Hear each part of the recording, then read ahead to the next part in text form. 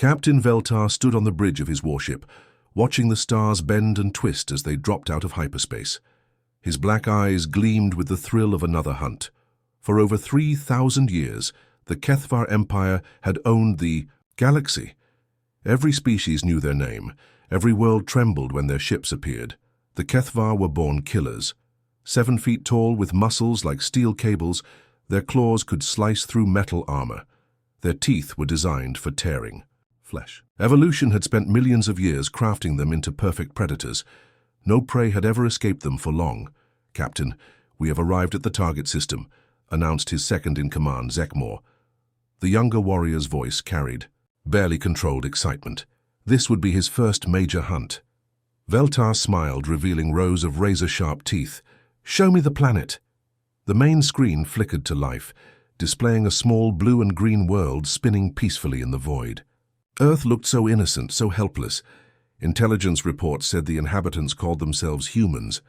They had only recently discovered faster-than-light travel. Their weapons were primitive. Their ships were slow and clumsy. "Perfect," Veltar growled. "Another easy harvest." The HFY didn't just conquer worlds. They hunted them. It was sport, tradition, and business all rolled into one. They would sweep down like a storm, capture the strongest specimens for their fighting pits, and leave the rest as a warning to other species. Fear was their greatest weapon. "Sir, I'm detecting some unusual readings," called out Navtor from the sensor station. The young technician's claws clicked nervously against his console. Veltar's ears twitched with annoyance. "Explain. There are defensive platforms around the outer planets, energy signatures I don't recognize, and—" Navtor paused, double-checking his readings. "Captain, there are far more ships moving through this system than our intelligence." Suggested. "How many more?" "Thousands, sir, maybe tens of thousands." Veltar's tail lashed behind him. The intelligence had said Earth barely had a few hundred vessels. These readings suggested a massive spacefaring civilization, but that was impossible. The humans had only achieved interstellar flight 50 years ago. "Run a deep scan of the third planet," he ordered. The results made his blood run cold. Earth wasn't the primitive backwater they expected. The planet was covered in cities that stretched across entire continents. Orbital platforms surrounded it like a metal shell. Energy readings showed weapons that could punch holes through HFY armor. "This makes no sense," Zekmor whispered. "How did they advance so quickly?" Veltar studied the data, his hunter's instincts screaming warnings. In all his centuries of warfare, he had learned to trust those instincts. Something was very wrong here. "Sir, incoming transmission from the planet," Navtor announced. "Put it through." The screen shifted to show a human face. The creature looked weak and soft compared to a HFY warrior. No claws, no fangs, no natural armor. But its eyes. Veltar had seen those eyes before. In the mirror. They were the eyes of a predator. "I am Admiral Kim Daeho of the Earth Defense Fleet," the human said calmly. "You are trespassing in human space. Turn around and leave, or we will consider this an act of war." Zekmor laughed, a sound like grinding metal. "This soft creature threatens us? Captain, let me show them what real predators look like." But Veltar held up a clawed hand for silence. Something in the human's tone bothered him. The Admiral wasn't afraid. He should be terrified, facing the galaxy's most feared hunters. Instead, he seemed confident. "Human," Veltar growled into the communicator, "you face the HFY Empire. We have conquered 1,000 worlds. Your species will kneel or be destroyed." Admiral Kim smiled. It wasn't a friendly expression. "We've been waiting for you, Captain Veltar. Yes, we know who you are. We know everything about your empire, your tactics, your weaknesses. Did you really think you could hunt us without being hunted in return?" The transmission ended, leaving the bridge in stunned silence. "How did they know your name, Captain?" Navtor asked quietly. Veltar didn't answer. His mind was racing, processing implications that chilled his warrior's heart. The humans had been watching them, studying them, preparing for them. For the first time in his long life, Captain Veltar wondered if perhaps they had chosen the wrong prey. "All ships maintain position," he ordered. "We need to rethink our approach." The hunt was about to begin, but who was the hunter, and who was the prey? Captain Veltar decided to test these humans with a small raid first. He chose Titan Station, a mining colony orbiting Saturn. Intelligence reports showed only a few thousand humans living there. It should be easy pickings. "Take us in fast and hard," Veltar commanded his fleet. "Standard hunting formation. We'll show these soft creatures what real warriors look like." 6 HFY warships dropped out of hyperspace near Titan. Their hulls gleamed black against the stars, each one bristling with plasma cannons and boarding pods. For 3 millennia, this site had made entire civilizations surrender without firing a shot. But the humans didn't surrender. Instead, something impossible happened. The mining station opened fire first. "Sir, they're shooting at us," Navtor shouted in disbelief. "Their weapons are—" "Captain, those aren't mining lasers." Beams of pure energy slammed into the lead HFY ship. The weapons were crude compared to Imperial technology, but they packed surprising punch. More importantly, they were positioned in ways that made no tactical sense. The humans had hidden gun platforms inside asteroid fields, behind ice chunks, even strapped to the backs of cargo haulers. "Evasive maneuvers," Veltar snarled. "Launch boarding pods!" But as the HFY ships moved to attack, the asteroids around them exploded, not from weapons fire. They had been rigged with explosives. Chunks of rock and metal slammed into HFY. Hulls like bullets.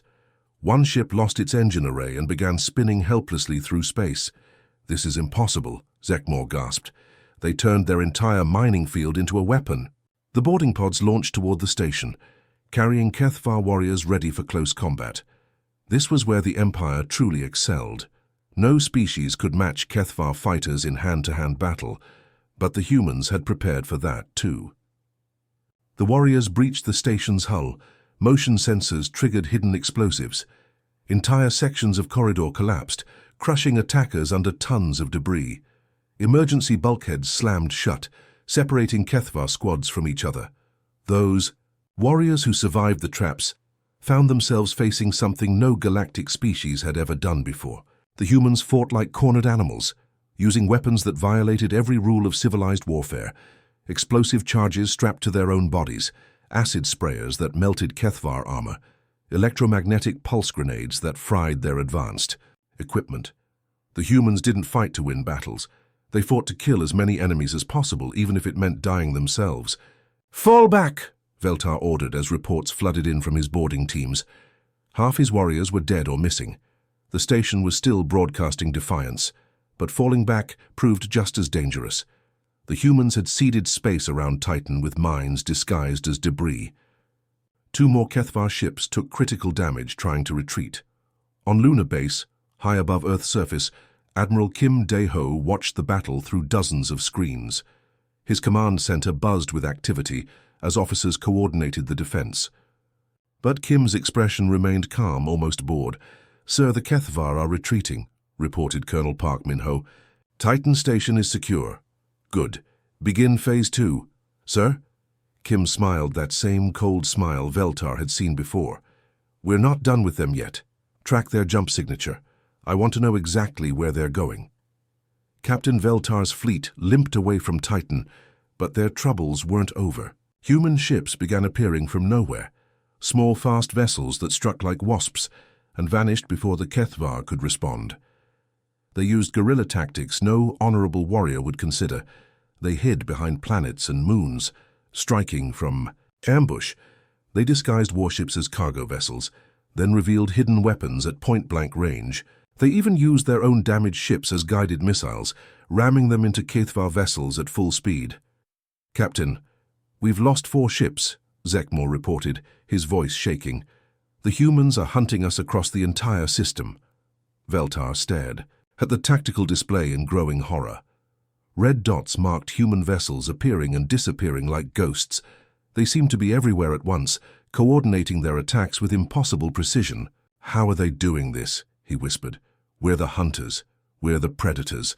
The answer came from an intercepted human transmission. Admiral Kim's voice crackled through their speakers, calm and confident. "All units, maintain pursuit pattern. 7, drive them toward the Jupiter corridor. Our friends are waiting." Friends? What friends? The trap revealed itself as Veltar's remaining ships approached Jupiter. The gas giant's moons erupted with weapons fire. The humans had turned the entire Jovian system into a killing field. But worse than the ambush was the realization that dawned on Veltar. The humans weren't just defending their territory. They were hunting his fleet with the same cold efficiency the Kethvar had once used on other species. The hunted had become the hunters. For the first time in Kethvar history, their prey was more dangerous than they were. Captain Veltar sat in his command chair, surrounded by twice as many ships as before. The Kethvar High Command had sent reinforcements after hearing about the disaster at Titan. 50 warships now prowled the edge of the Sol system, enough firepower to crack planets. This time will be different, Veltar growled to his officers. No more underestimating these humans. But Admiral Kim Daeho was already 3 steps ahead. The trap began with what looked like panic. Human ships started fleeing Earth in massive waves, loaded with civilians and cargo. Long streams of vessels poured out of the inner system, heading for the outer rim at maximum speed. "So they're running," Zekmor announced with excitement. "The humans are evacuating their homeworld." Veltar studied the fleeing ships through his sensors, thousands of them, all defenseless cargo haulers and passenger liners. No weapons signatures, no military escorts, just terrified civilians trying to escape. "It's working," he said with satisfaction. "They've seen what real predators can do. Now they flee like prey should." The evacuation convoy stretched across space for millions of kilometers. Slow, clumsy vessels packed with human refugees. They were heading toward a jump point that would take them to another star system. "Captain, we can catch them before they escape," Navtor reported. "If we move now, we can capture thousands of humans in one strike." Veltar's eyes gleamed. This was more like it, a proper hunt, with prey running in terror. "All ships pursue the convoy, full speed." The Kethvar fleet accelerated, their powerful engines quickly closing the distance. The human ships were so slow, so helpless. Some were even dumping cargo to try to move faster. Perfect signs of a panicked retreat. But Captain Park Min-ho, commanding the human fleet from the bridge of what looked like a simple cargo ship, was watching his sensors with calm satisfaction. "They're taking the bait," he reported to Admiral Kim over encrypted channels. "Kethvar fleet is in full pursuit. How long until they reach the kill zone?" Kim asked. 15 minutes. "Excellent. All wolf packs, prepare to reveal." The Kethvar ships chased the convoy deeper into space, past Jupiter, past Saturn, heading toward the edge of the solar system. Veltar felt the familiar thrill of a successful hunt. Soon they would have thousands of human prisoners. "Sir, we're almost in weapons range," Zekmor announced. "Prepare to—" "Captain!" Navtor's voice cracked with sudden terror. "I'm reading massive energy signatures. They're everywhere." The trap revealed itself all at once. What the Kethvar had thought were cargo ships suddenly dropped their disguises. False hulls fell away, revealing sleek warships bristling with weapons. The helpless civilians were actually Earth's entire battle fleet in disguise. But that wasn't the worst part. From asteroid fields, from behind moons, from inside nebula clouds, more human ships appeared. Hundreds of them. They had been hiding in perfect silence, waiting for exactly this moment. "Impossible," Veltar whispered. "How long have they been out here?" His question was answered by Captain Park's voice, broadcasting on all frequencies. "Welcome to our neighborhood, Kethvar. We've been preparing this welcome party for 6 months." 6 months. The humans had been planning this trap since before the Kethvar even knew Earth existed. The attack began from all sides at once. But these weren't the desperate, chaotic strikes from Titan. This was coordinated, precise, professional. The humans moved like a single organism, each ship protecting the others while striking at Kethvar weak points. Park Min-ho commanded the assault with cold efficiency. "Wolfpack Alpha, hit their engines. Beta, target their weapons. Gamma, disable their communications." The Kethvar fleet found themselves surrounded and outgunned. Worse, the humans seemed to know exactly how Kethvar ships worked. They targeted specific systems with surgical precision.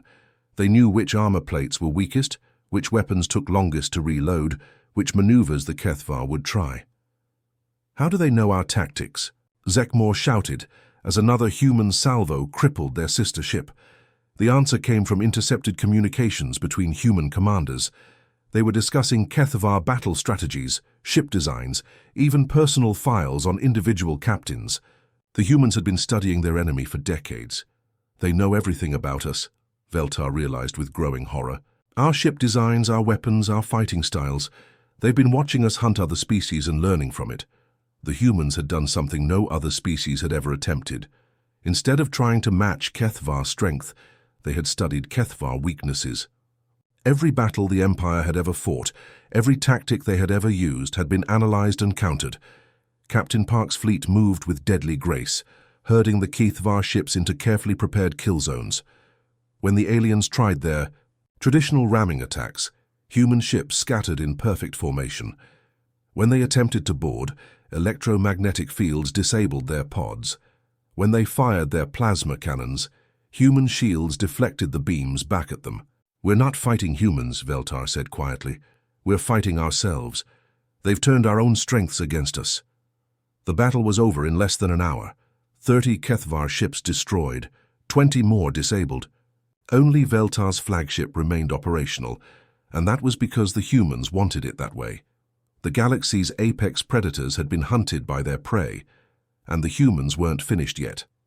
Emperor Krathzon had ruled the HFY Empire for 800 years. In all that time, no species had ever humiliated his forces like these humans had done. His massive form trembled with rage as he read the battle reports from Captain Veltar's surviving ship. 50 ships, he hissed through razor teeth. 50 of our finest warships defeated by primitive humans. The Emperor's throne room fell silent. His advisors knew better than to speak when their ruler was this angry. Krathzon's claws carved deep grooves in his throne's armrests. "Mobilize everything," he commanded. "Every ship, every warrior, every weapon in the Empire. I want 10,000 vessels ready for war." His military commander, General Thekvar, stepped forward nervously. "My lord, that's our entire fleet. If we commit everything to one battle, silence." The Emperor's roar echoed through the chamber. "These humans think they can challenge the HFY Empire? I will show them what 3,000 years of conquest looks like." But across the galaxy, Admiral Kim Dae-ho was already expecting this response. "The HFY Emperor is predictable," Kim told his officers in the war room beneath Lunar Base. "He's angry, humiliated, and he'll throw everything he has at us in one massive assault." Commander Lee Sora studied the holographic displays showing troop movements across human space. Every planet, every station, every ship was preparing for the largest military operation in human history. "Sir, our scouts report HFY forces massing at the Galactic Rim," she reported. "Intelligence estimates 10,000 ships, maybe more." 10,000, Kim mused. "They outnumber us 5 to 1. "Those aren't good odds, Admiral," Kim smiled. "They would be if we fought like the HFY do. But we don't." The difference became clear as both fleets prepared for battle. The HFY Armada was a magnificent sight. Thousands of black warships arranged in hunting formations, each captain eager to prove his individual worth in combat. They moved like a pack of wolves, powerful, but each thinking only of his own glory. The human fleet looked completely different. 2,000 ships moved with perfect coordination, like schools of fish or flocks of birds. No single vessel stood out. No captain sought personal glory. They moved as one living thing with a single mind. "All units, this is Admiral Kim." His voice reached every human ship simultaneously. "Remember, we're not trying to match their strength. We're here to prove that intelligence beats muscle." The battle began at the edge of the Centauri system. The HFY charged in their traditional formation, a massive spearhead designed to punch through enemy lines. It had worked for 3 millennia against every other species, but Commander Lee Sora had studied every battle the HFY had ever fought. She knew exactly what they would do. "Execute Pattern Delta," she commanded from her flagship. The human fleet scattered like smoke before the HFY charge. Instead of meeting them head-on, the ships flowed around the enemy formation like water around a rock. Suddenly, the mighty HFY spearhead was surrounded on all sides. "Target their command ships," Lee ordered. "Cut off their communications," while the HFY captains tried to coordinate individual battles. The humans moved with surgical precision.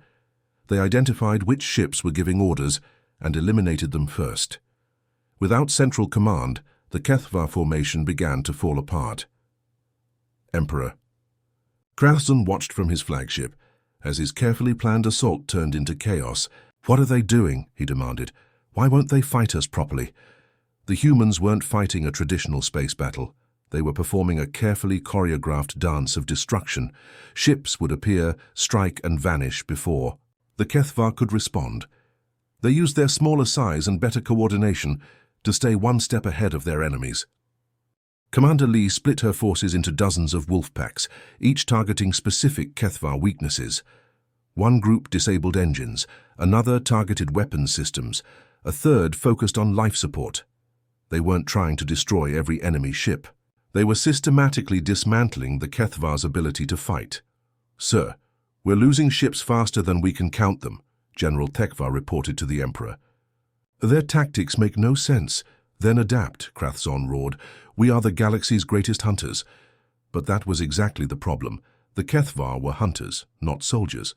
They were used to stalking prey that ran or cowered.